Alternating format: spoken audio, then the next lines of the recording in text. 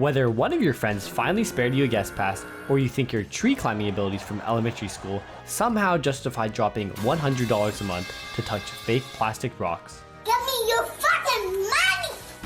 you've unknowingly opened Pandora's box to the world of climbing. Rock climbing is probably one of the most injury-prone, frustrating, demoralizing, and expensive hobbies you could pick up. So, you might ask, why the hell would I want to get into this sport? Well, ask any climber and they'll give you the thought-provoking explanation of,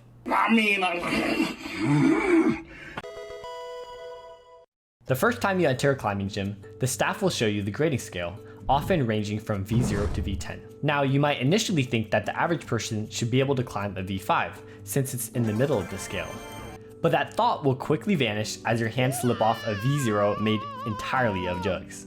If you do a little more research, you'll realize that the scale actually goes up to V17, a level that marks the pinnacle of strength in modern climbers. Only a select few have managed to climb completely flat walls overhung at a 45-degree angle. And here you are falling off a jug the size of the Grand Canyon. But don't be discouraged. After a couple of weeks, you'll find those pesky V0s are now light work. And you might even manage to send your first soft V3. Only to get shut down again by falling off the start hold of a V4. See, the thing with climbing is that the house, or in this case, the rock, always wins. No matter how strong you get, there will always be a boulder that you won't be able to send. But that's okay, because as climbers, that challenge feeds into our masochistic desires. First off, you have free soloing.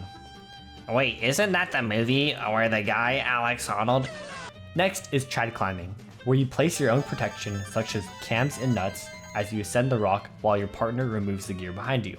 Then you have top rope climbing, which is just a pussy version of trad. Oh shit! Psych!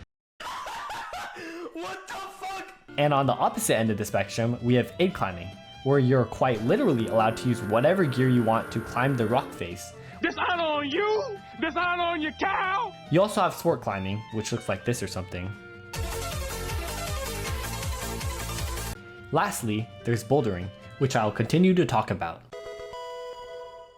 As a beginner, it's important to get familiar with the type of holds in the gym. First, you have the good old jug, everyone's favorite hold because it's the only one that isn't actively trying to fuck you over on the climb. Next, there's the crimp, the smallest of the holds and my personal favorite, as it truly tests your finger strength and serves as a natural benchmark as you become a stronger climber. Then there's the self-explanatory pinch, the hold no one hates. Then you have the pocket, aka Mr. Injury, since it puts enormous strain on one or two fingers. And finally, as a beginner climber, it's inevitable that you'll get flappers, especially since many of the lower grade routes use larger holds that cause your skin to drag more. That's where tape comes in. It acts as an extra layer of skin, protecting the fragile, sensitive layers underneath from direct contact with the rock.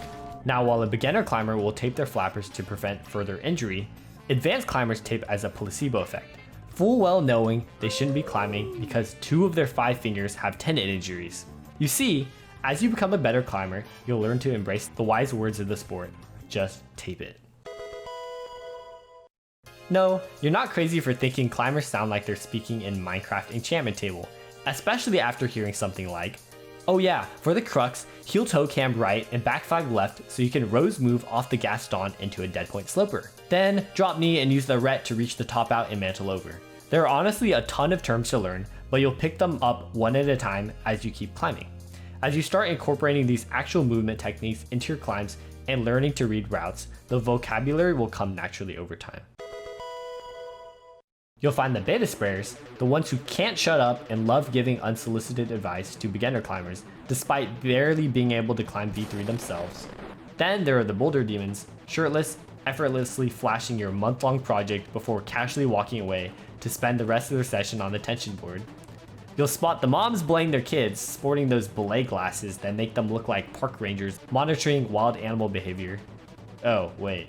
And finally, there are those dumbass kids who think campusing every V0 is the coolest thing ever, shamelessly showing off in front of random strangers at the gym. One last piece of advice is taking your shirt off increases your ability by 2 climbing grades. So if you ever get stuck on a problem, remember, you have an ace up your sleeve.